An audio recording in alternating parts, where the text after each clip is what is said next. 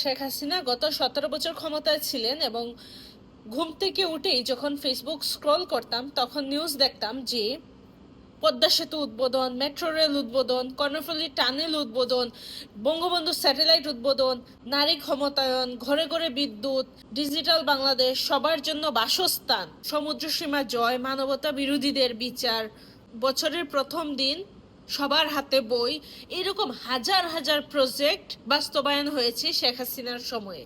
কিন্তু আজকে ইউনূসের সময়ে এসে আমরা যখন ঘুম থেকে উঠি তখন ফেসবুক স্ক্রল করলেই আমরা দেখি যে চুরি, ছিনতাই, ডাকাতি, খুন, ধর্ষণ, সচিবালয়ে আগুন দেওয়া হচ্ছে, রাস্তাঘাটে, পুকুরে, যে নদীতে, খালে মানুষের লাশ পাওয়া যাচ্ছে, যাকে ইচ্ছে তাকে হত্যা করা হচ্ছে, খুন করা হচ্ছে, রাস্তায় প্রকাশ্যে বন্দুক হাতে নিয়ে ঘুরতেছে সন্ত্রাসীরা, সন্ত্রাসীদের জামিন দিয়ে দেওয়া হচ্ছে। এইসব ভয়ঙ্কর ভয়ঙ্কর অপরাধ হচ্ছে। একটা স্থিতিশীল রাষ্ট্রকে এই ইউনূস ক্ষমতায় এসে ধ্বংস করে দিয়েছে।